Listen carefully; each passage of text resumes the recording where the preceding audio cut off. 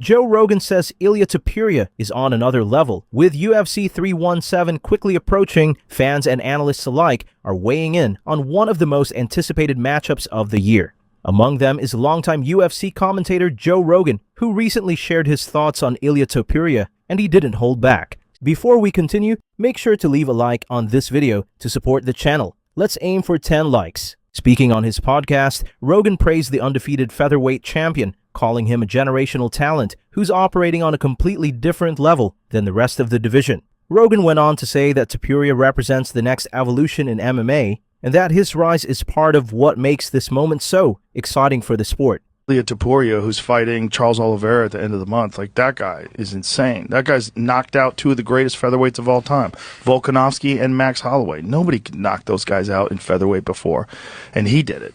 And he did it, and he made it look easy.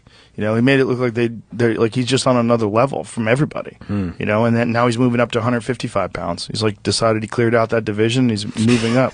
Like, he's insane. Yeah, insane. There's guys like that are just so their level is above everybody else's level. And with Ilia, it's everything. It's his submissions, his kicks, his punches, everything. He can do anything. I mean, he does everything perfect. All his technique is perfect. He's driven and ultra confident. You know, this is an amazing time for the sport, man. It's a crazy time because these guys that are coming in with like one fight in the UFC, they look like world-class contenders, like right away. Yeah. Alexander Volkanovski also breaks down Ilia Topuria versus Charles Oliveira. Former featherweight champion Alexander Volkanovski recently shared his thoughts on a potential clash between Ilia Topuria and Charles Oliveira, and he gave fans a detailed breakdown of what makes the matchup so intriguing. Before we continue, help us reach our goal of 100 subscribers here on MMA Explorers. Hit that subscribe button and turn on notifications so you don't miss any of our daily MMA content.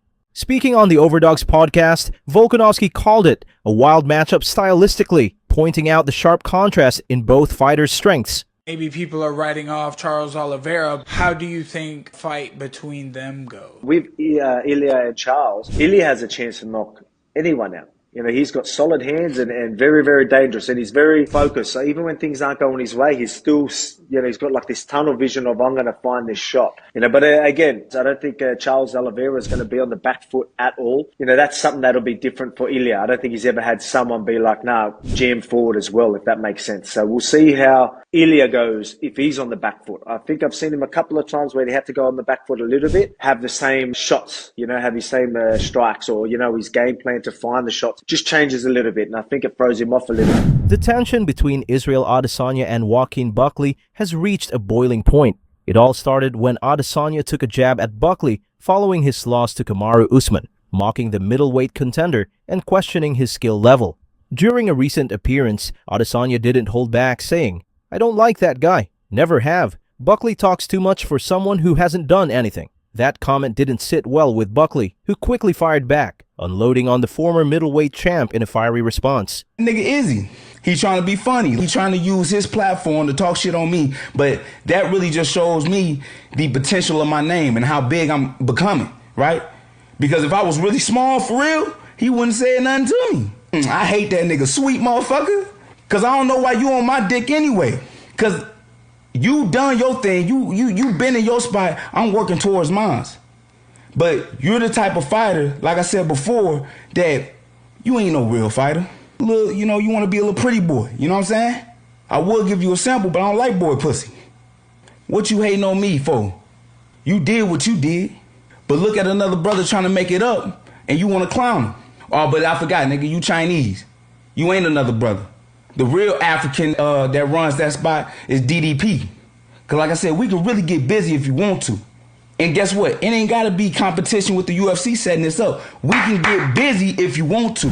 Venom accidentally leaks Shavkat Rakhmonov's custom UFC shorts. Yesterday, fight fans on social media caught something interesting, thanks to a sharp-eyed user on X named Vinny Talks. It was discovered that Venom accidentally leaked Shavkat Rakhmonov's custom UFC fight shorts on their official website. The shorts, listed at $129.99 USD, featured a unique design tailored for Rakhmonov's next appearance in the Octagon.